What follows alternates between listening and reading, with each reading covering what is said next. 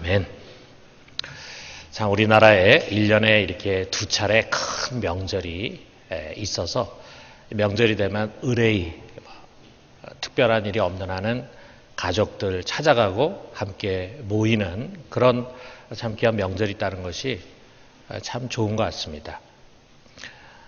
이것을 계기로 흩어졌던 가족들 또 친족들이 한자리에 모이게 되고, 그래서 참 오늘날 이렇게 홀로 사는 것이 일상화되어 있는 이런 사회 속에서 특별히 우리 자녀들, 우리 젊은 자녀들이 가족의 소중함, 또 친족의 소중함, 또 이렇게 대가족이라는 것이 얼마나 귀한 것인가 하는 것을 느낄 수 있는 계기가 돼서 참 좋은 것 같습니다. 그래서 이런 가운데 명절이 되면은 신앙적인 갈등과 어려움을 겪는 그런 교인들이 있습니다. 아마 이번 명절에도 아마 그런 소가리를 한 교인들이 있을 것입니다. 제사라고 하는 것 때문이죠.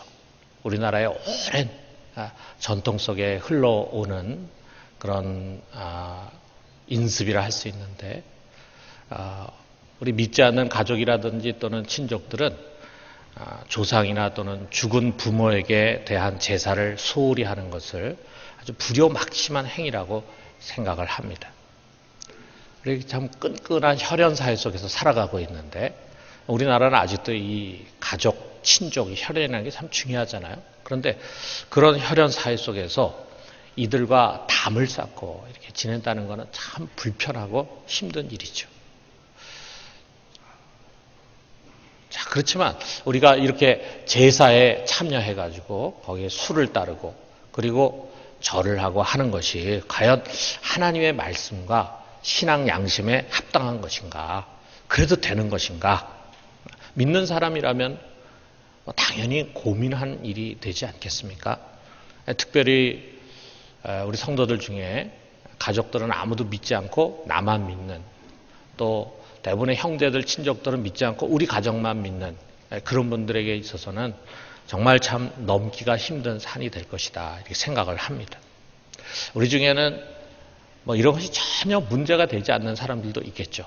믿는 부모 아래서 태어나가지고 또 당연히 믿는 가정에 시집가고 또 장가가고 이렇게 하다 보니까 전혀 제사라고 하는 것은 상상할 수도 없고 생각하지도 않고 또 한 번도 그런 경험을 해본 적도 없고 그것이 고민의 대상이 되지도 않는 그런 분들, 아마 여기 이 자리에 그런 분들도 많이 있을 것입니다.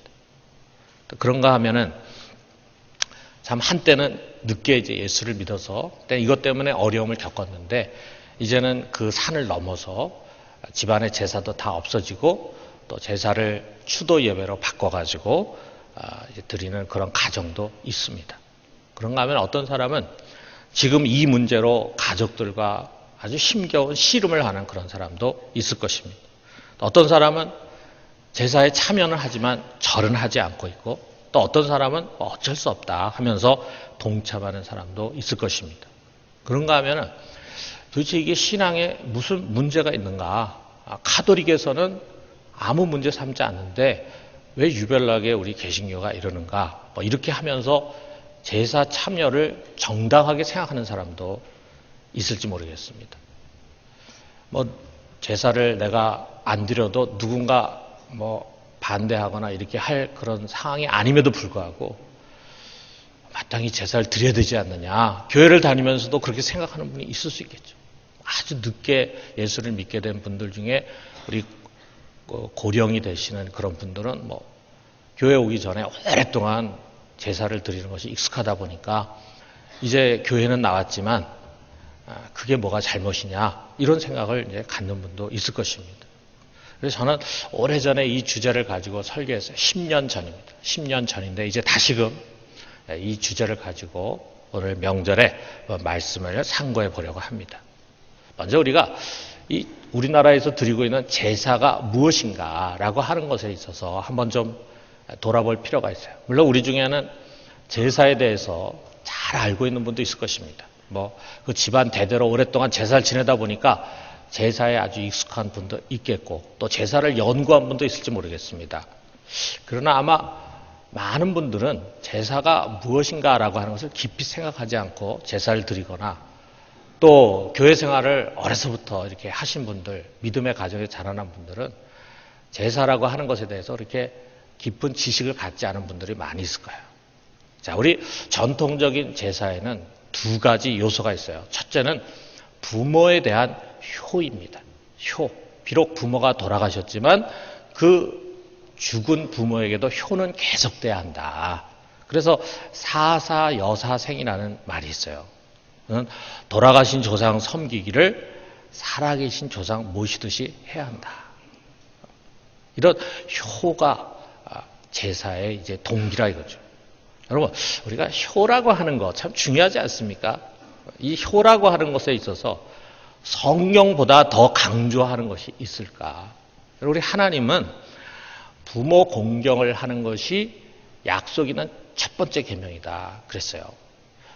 우리가 그 많은 10계명 중에서 하나님께 대한 4개의 계명, 그 다음에 우리 인간에 대해서 6개의 계명이 나오는데 그중에 제일 첫 번째 하나님이 말씀하시는 것은 네 부모를 공경하라 이거예요.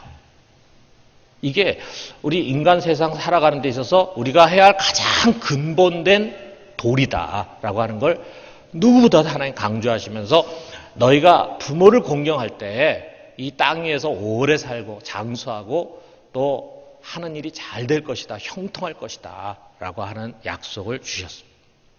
그러나 그 부모는 살아계신 부모입니다. 왜냐하면 죽은 부모에 대한 예는 다른 신앙적인 문제를 갖고 있기 때문이에요.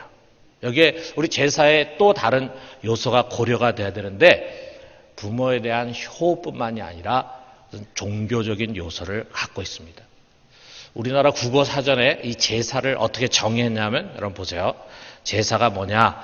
신령이나 죽은 사람의 넋에게 음식을 바쳐 정성을 나타냄 또는 그런 의식, 이거를 제사라고 규정하고 있어요.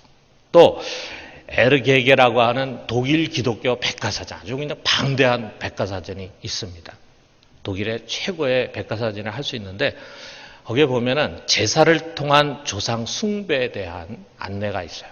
그러니까 우리나라에서만 죽은 조상을 숭배하는 것이 아니라 이것이 어떻게 보면 전 세계적으로 널려져 있고 특별히 유라시아 대륙 쪽에 이 샤머니즘이 발달한 곳에 이 죽은 조상에 대한 제사가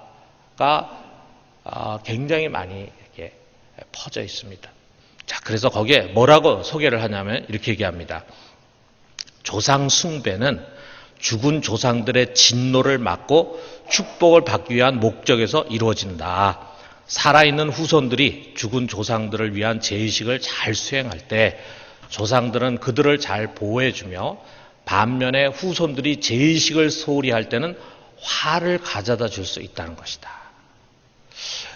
그래서 이 제사를 잘 드려야 죽은 조상이 그들에게 복을 가져다 주는데 만약에 제사를 소홀히 하면은 화를 가져다 줄 수 있다라고 하는 그런 신앙에서 이와 같은 조상 숭배를 하고 있다는 거예요. 제사에 대한 아주 정확한 설명입니다.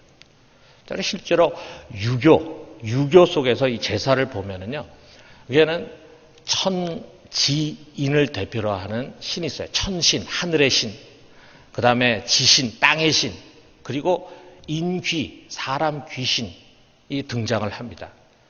이들이 이제 제사의 대상이 되는데 모든 사람들이 다 이들에게 제사를 드릴 수 있는 게 아니에요. 왕은 이 천신과 지신과 인귀에게 다 제사를 드릴 수가 있어요. 그런데 우리 일반 평민은 자신의 조상인 인귀에게만, 사람 귀신에게만 제사를 드릴 수 있다는 거예요. 그래서 이 노노 위정편에 보면은 공자가 뭐라 하냐면 이런 얘기를 했어요. 자기가 모실 귀신이 아닌데 제사 지내는 것은 아첨이다. 우리 인간은 지신이나 땅의 신이나 하늘 신에게는 제사를 드릴 수 없다. 우리 평민들은 얘기한 거예요. 그런데 이 천지인에 해당되는 각각의 신들이 서로 영적으로 교통을 해. 그래서 일반 평민들이 자기 죽은 조상들에게만 제사를 정성껏 드려도 그 조상신이 여기 천신과 지신과 교류해가지고 그들의 정성을 전해서 그들로 하여금 후손이 잘 되도록 해준다라고 하는 것입니다. 그래서 이렇게 정성껏 드리는 제사에 빠져서 안 되는 것이 뭐냐면 음식을 꼭 잘 이렇게 대접을 해야 됩니다. 음식을 올려야 돼. 왜? 죽은 자의 영혼이 귀신이 돼가지고 찾아와가지고 그 후손들의 생사화복에 관계하기 때문에 그들을 잘 섬기고 달래기 위해서 그 음식을 이제 제물로 올려놓는 것이라 해요. 자, 우리가 이상을 살펴보면은 이 제사라고 하는 것이 단순한 효만을 표현하는 것이 아닙니다. 물론 뭐 제사를 열심히 드리고 절하는 사람 중에는 난 그런 건 믿지 않습니다. 그냥 부모님에 대한 효를 하는 것입니다라고 본인은 우길지 모르지만 원래 제사가 갖고 있는 의미는 그런 것이 아니라 이거죠. 그 제사는 믿음을 담고 있어요. 우리가 조상을 잘 섬겨야, 죽은 조상을 잘 섬겨야 집안이 잘 된다. 이 믿음이 그 속에 있어요. 제사를 소홀히 하면은 기둥뿌리가 뽑힌다. 믿음이라 이거예요, 믿음. 아울러 아무렇게나 제사 드린 것이 아니라 격식을 갖고 있어요. 그리고 죽은 영혼에 대해서 예배를 드리는 예식입니다. 여러분, 하나님만을 믿고 오직 하나님에게만 예배를 드려야 하는 그리스도인이 어떻게 죽은 영혼을 예배하는 예식에 참여할 수가 있겠습니까? 자, 우리가 고린도전서 10장 20절에도 보면은요, 그 당시 그 주위에 있는 여러 종교들 속에 보면은 귀신에게 제사를 드리는 그런 종교들이 많이 있었다 이거예요. 자, 우리 바울이 이런 얘기합니다. 대저 이방인의 제사하는 것은 귀신에게 하는 것이요 하나님께 제사하는 것이 아니니 나는 너희가 귀신과 교제하는 자 되기를 원치 아니하노라. 귀신과 교제하지 마라. 귀신에게 제사 드리는 일 하지 마라. 라고 하는 말씀이죠. 자, 이렇게 설교하면은 듣는 분들 중에는 그런 분이 있을 거예요. 목사님, 그게 아무리 성경적이라고 해도 제사를 거부하면 우리 집 난리 납니다. 우리 보통 집이 아닙니다. 이렇게 아마 이야기하는 분이 있을 거예요. 그렇죠, 여러분. 쉬운 일이 아닙니다. 아마 지금 여기 제사와 관련된 간증을 하라 그러면 간증할 사람 많이 있어요. 그 사람들 대부분이 다 굉장히 힘들고 어려운 과정을 지나왔어요. 정말 아주 넘기 힘든 산이고 대단한 결단을 요구하는 그런 내용일지 모릅니다. 그러나 여러분, 어떻게 보면은 제사 문제뿐만이 아니라 우리가 세상 속에서 살아갈 때 우리 신앙을 바르게 지키는 건 쉬운 일이 아닙니다. 그냥 교회 와가지고 마음의 위로나 받고 복을 얻으려고 하는 생각을 가진 사람, 그래서 좀 더 유복하고 형통하고 편하게 사는 길을 찾는 사람은요, 어떻게 보면은 인간의 몸으로 세상에 오셔서 십자가에 매달리신 말씀이신 하나님 그리스도를 따르는 제자의 삶은 아닙니다. 우리가 성경을 읽다 보면요, 그 성경 속에 나오는 사람들이 결코 쉬운 환경에서 신앙생활 한 것이 아니에요. 우리 못지않게 매우 어렵고 힘든 상황에 처해 있었습니다. 거기서 어떤 사람은 신앙의 길을 결단합니다. 그런데 어떤 사람은 그냥 말씀을 저버리고 세상과 타협해. 그게 쉬우니까, 갈등이 없으니까, 어려움이 없으니까 타협을 합니다. 자, 오늘 우리가 읽은 이 성경에 나오는 버가모 교회도 비슷한 문제를 안고 있었어요. 자, 이 교회의 문제를 성령께서 이렇게 지적을 합니다. 14절, 15절에 보니까 그러나 내게 두어 가지 책망할 것이 있나니 거기 내게 발람의 교훈을 지키는 자들이 있도다.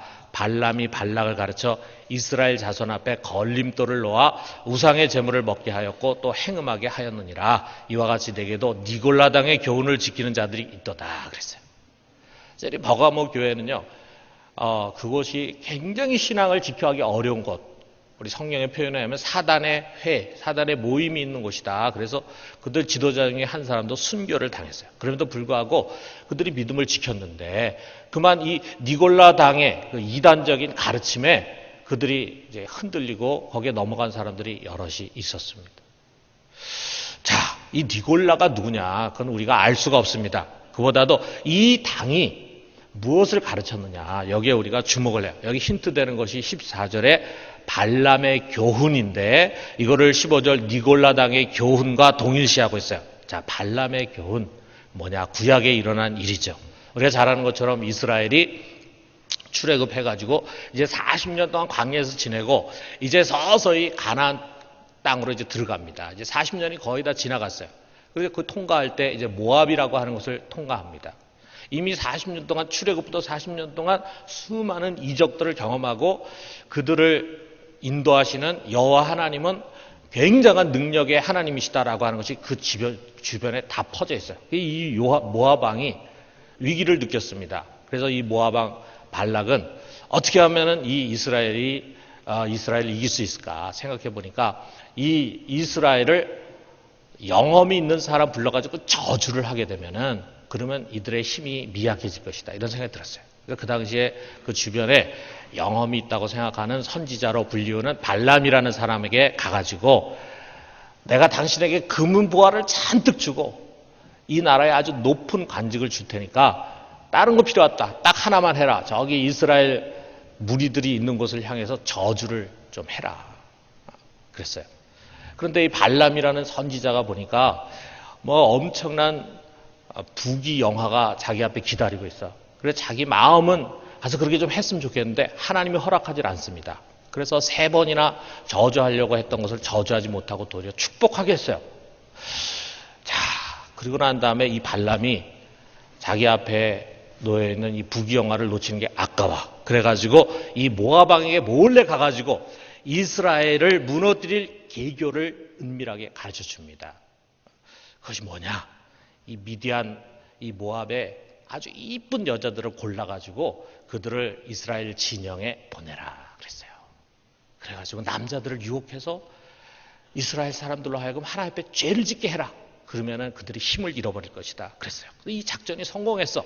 그래가지고 이 미인계에 걸려든 이스라엘 남자들이 그들과 음행을 저지릅니다. 음행을 저지른 것뿐만이 아니라 이 여자들을 쫓아가가지고 모압의 제사, 우상에 드린 제사에 같이 동참을 한 거예요. 그러니까 막 영적으로 혼란해지고 윤리적으로 타락한 거죠. 민수기 25장 1절에 3절에 그런 내용이 나와 있어요. 이스라엘의 시딤에 머물러 있더니 그 백성이 모압 여자들과 음행하기를 시작하니라. 그 여자들이 자기 신에게 제사할 때 이스라엘 백성을 청함해 백성이 먹고 그들의 신에게 절함으로 이스라엘이 바알볼에게 가담한지라 여호와께서 이스라엘에게 진노하시니라. 많은 사람이 죽었습니다. 자, 이들이 바알에게 제사를 드렸대. 바알에게. 그 바알에게 드린 제사가 어떤 제사냐? 자, 시편 106편 28절에 이것을 설명하고 있습니다. 그들이 또 부올의 바알과 연합하여 죽은 자에게 제사한 음식을 먹어서 그랬어요. 이 바알 부올에서 드려진 제사는 죽은 자에게 드리는 제사였다. 그 당시에 이 미디안, 이 모압 사람들이 죽은 자에게 제사를 드렸어요. 근데 그들이 여기에 참여해가지고 거기에 드려진 음식을 먹었다 이거예요. 이게 바로 발람의 교훈이었습니다. 이 올무를 이스라엘 앞에 놓아가지고 이스라엘이 아주 어려움을 겪도록 그렇게 했다 이거예요. 이처럼 니골라 당은 뒤에 한참 뒤에 신약시대 1세기 후반에 이 니골라 당이라는 것들이 이제 잘못된 가르침을 사람들 속에 유포시켰는데 그들은 이 버가모 교인들로 하여금 우상에게 제사한 음식을 먹고 또 음행하도록 문을 열어주었습니다. 이 니골라 당은 또 그 바로 옆에 있는 두아디라 교회도 위협적이었어요.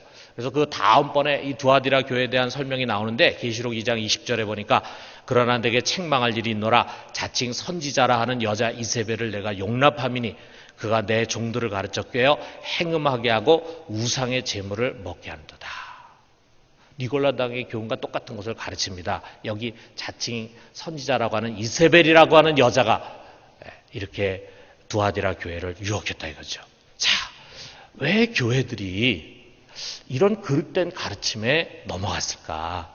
우리가 지금 생각해보면 이해가 잘 안 되지만 그 당시로 우리가 돌아가 보면은 그 당시의 시대적 배경을 살펴보면은 참 이것이 쉬운 일이 아니었을 것이다 하는 것을 이해할 수 있어요. 우리 1세기 후반에 그 당시의 상황을 보면 이 소아시아, 그 당시에 7교회가 있던 소아시아는 그야말로 종교로 충만한 그런 사회였습니다. 종교 백화점이었어요. 수많은 종교들이 흘러들어와서 그것이 서로 또 짬뽕이 돼서 새로운 종교를 낳고 새로운 이단을 낳고 하는 일들이 굉장히 반복이 됐어요. 그래서 그 당시에는 제일 큰 죄가 무슨 죄냐면 무신론이 되는 것이 죄였어요. 지금 우리 사회는 뭐 종교도 없고 그리고 신도 믿지 않는 무신론자들이 많이 있지만 그 당시에는 신을 믿지 않는 죄가 제일 큰 죄였습니다. 그만큼 사람들은 다 종교를 갖고 있었고 종교도 여러 개의 종교를 갖고 있는 사람도 있었고 종교성이 충만한 그런 사회였어요. 그런 다양한 집단 속에 수많은 우상과 제의식이 보편화되었고 심지어는 의무화되었습니다.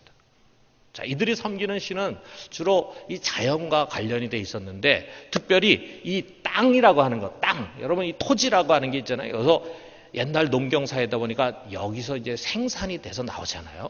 자, 그러다 보니까 이 땅이라고 하는 것이 어머니, 즉 여성 신을 상징을 했어요. 여성신. 그러다 보니까 제사 행위 중에 성전에서 수종을 두는 여자들과 관계하는 의식이 굉장히 보편화돼서 그러다 보니까 굉장히 음란하게 이를 데가 없었습니다.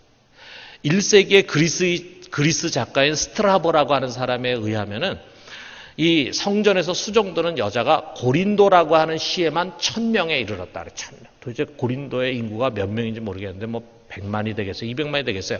뭐 많아야 한 10만 정도 되는 그런 도시에 성전에서 수종드는 여자, 이건 뭐 매춘부와나 마찬가지죠. 이런 여자가 1000명에 이르렀다.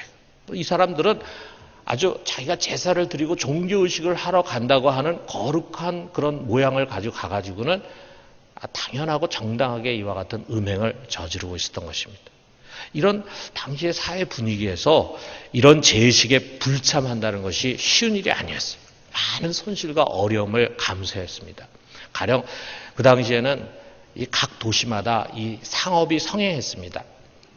그래서 장사하는 사람들이 많이 있었어요. 예수 믿는 사람 중에도 이 장사하는 사람이 많이 있었는데 장사하는 성도의 예를 들어 보면은요, 이 고객들 대부분이 자기들의 수호신을 갖고 있어.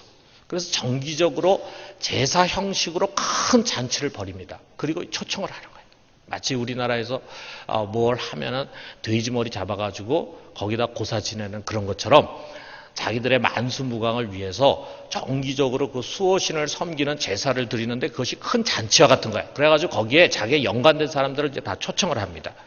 그래서 그 초청에 응해서 거기 가면은 당연히 그 앞에 수호신 앞에 분향을 하고 절을 해야 됐어요.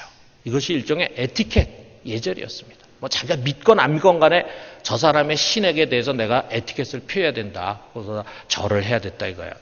만약 여기에 동참하지 않으면은 고객들로부터 당연히 미움과 배척을 받죠. 뭐 한두 번 빠지는 거야 이해하겠지만 계속해서 초청했는데 가지 않는다. 그러면 저 사람 나에 대해서 굉장히 불선한 사람이구나. 이런 생각 갖지 않겠어요? 자, 그러다 보면 사업에서 따돌림 받고 심지어는 거래가 단절된 그런 위험이 따랐어요. 특별히 이 두아디라라고 하는 도시 같은 경우에는 아주 상업이 번창했어요. 거기에 모직이라든지 직조라든지 염색이라든지 제혁이라든지 독이라든지 이런 다양한 산업이 발달하고 또 상인들이 많았는데 그런 모든 직종들이 일종의 동업조합을 형성하고 있었어요. 지금 같은 그런 모습은 아니겠지만 그 고대 사회의 동업자 자기들끼리 조합을 형성해가지고 장사를 합니다. 성공적으로 장사를 하려면 혼자서 할 수가 없어요. 이런 조합에 가입을 해야 합니다. 그런데 그 조합마다 다 자기들이 섬기는 수호신이 있어요. 그래서 조합 회원이 되면은 의무적으로 조합에서 갖는 제의식에 다 참여해야 합니다. 절도 해야 되고, 그 다음에 제상 위에다가 음식을 놓고 그 신에게 바쳐요. 제의식 끝나면 이제 그 음식은 신이 그들에게 내려준 음식이 돼. 그래서 그 음식을 꼭 먹어야 합니다. 그리고 어떤 경우에는 식사 후에 2부 순서가 있어가지고 거기서 음란한 행사가 이제 벌어집니다. 거기서 웃음거리와 따돌림의 대상이 되지 않으려면은 그 좌석에서 퇴장해서는 안 돼. 자, 여러분, 우리가 그 상황을 한번 상상해 봐요. 장사하거나 사업하는 교인들에게 얼마나 힘든 상황입니까? 이게 단순히 가족이나 또는 친족 간의 갈등 정도가 아니에요. 우상숭배를 거절하고 또 제사 음식을 먹지 않는 것은 고객을 잃어버리거나 또는 직장을 잃거나 또는 사업을, 장사를 더 이상 할 수 없게 해요. 그래서 결국 밥줄이 끊어지는 위기를 감내하는 것이었다 이거예요. 그 선택은 정말 쉽지 않았을 것입니다. 자, 이런 상황에서 이제 타협안이 나오는 거예요. 어떤 타협안이 나왔느냐? 자, 우상을 향해 분향하고 그 음식을 먹어도 마음의 우상을 담지 않으면은 그건 죄가 아니다. 마음속의 믿음이 중요하지 겉행위가 뭐가 중요하냐. 그러니까 그냥 가서 절도 하고 그냥 음식도 먹어라. 네 마음으로만 그거 담지 않으면 된다라고 가르친 것이 바로 니골라당의 교훈이었다 이거예요. 특히 두아디라의 여선지자 이세벨은 이 난국을 모면할 방책을 아주 그럴듯하게 제시했는데, 사단을 이기기 위해서는 사단을 잘 알아야 된다. 죄가 어떤 것인가를 실제 경험해보지 않고는 죄를 극복할 수 없다. 그러니까 우상숭배나 음행 거기에 참석해가지고 세상을 배워라. 이렇게 이야기했다 이거죠. 자, 이런 가르침은 그렇지 않아도 내가 신앙 양심을 지키려면은 직업을 잃어버릴 수 있고, 직업에서 잘 성공하려면 신앙 양심을 저버려야 되고, 이 둘 사이에 고민하고 갈등하는 연약한 성도들에게 갈등을 풀어주고 양심의 가책을 면하게 하는 일석이조의 아주 좋은 교훈처럼 여기셨어요. 그것도 엉뚱한 사람이 얘기하는 것이 아니라 교회 지도자가 되고 또 영적으로 나름대로 힘이 있다고 생각하는 그런 사람들이 이것을 가르쳐 주니까 얼마나 좋습니까? 에베소 교회는 전통이 있고 그리고 믿음의 뿌리가 깊다 보니까 이런 니골라당의 교훈을 단호하게 물리쳤어요. 그런데 버가모 교회와 두아데라 교회는 이런 타협주의적인 가르침을 막지 못했습니다. 그래서 불꽃 같은 눈을 가진 주님이 이들을 책망을 했습니다. 자, 여러분, 1세기 후반의 성도들은요, 우리 못지않게 정말 세상에 뿌리 깊은 우상숭배와 종교적인 관습으로 인해서 어려움을 겪는 사람들이었어요. 그들의 결단은 가난과 고립, 심지어는 죽음을 각오한 것이었어요. 여러분, 우리는 우리를 구원하기 위해서 먼저 하나님이심에도 불구하고 인간의 몸으로 오신 결단을 보여주시고, 몸으로 오셨을 뿐만 아니라 우리를 구원하기 위해서 십자가에 못 박혀 죽는 그런 결단의 하나님을 믿는 사람들입니다. 주님 먼저 우리들에게 1절 의를 위한 결단을 보여주셨어요. 그렇기 때문에 여러분, 우리 십자가 신앙은 항상 타협이 아닌 결단을 요구합니다. 오래 교회 다니면서도 불구하고 아직까지 제사를 당연하게 생각하거나 그 앞에서 절한다면은 여러분 이제 고민하고 기도해야 합니다. 제사라는 건 그냥 부모에 대한 효에 불과하다라고 하거나 또는 가족을 전도하려면 그들과 좋은 관계를 지내야 된다라고 하면서 그것을 합리화하기보다는 이제 신앙의 양심에 합당한 길로 돌아서야 합니다. 이 과정에서 먼저 하나님의 지혜를 모아요. 이 어려운 문제를 성령께서 도와주시고 지혜를 주실 것입니다. 먼저 나는 이제부터 제사를 드리지 않겠습니다. 폭탄 선언을 하는 것보다 더 중요한 것은 준비의 과정을 좀 잘해야 돼요. 어떻게 준비를 합니까? 먼저 이 제사 문제 말고 다른 것에서 이 가족들과 친족들의 마음을 사는 것이 필요합니다.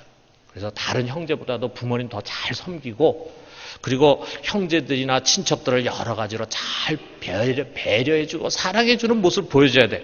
여기에 특별히 중요한 것이 뭐냐면 바로 재물입니다. 재물. 여러분, 우리 성경에 불의한 재물로 친구를 사귀라 그랬잖아요. 말씀 우리가 잘 새겨들어야 됩니다. 여러분, 우리 가족들에게 인색해서는 결코 그들의 마음을 얻을 수가 없죠. 부모님에게 드린 용돈 아까워하고 또 형제들이 어려움 겪었을 때 나 몰라라 하고 그저 자기와 자기 새끼들, 자기 가족들만 챙기려고 하는 그런 모습을 갖게 되면은요, 누가 그 사람 좋아하겠습니까?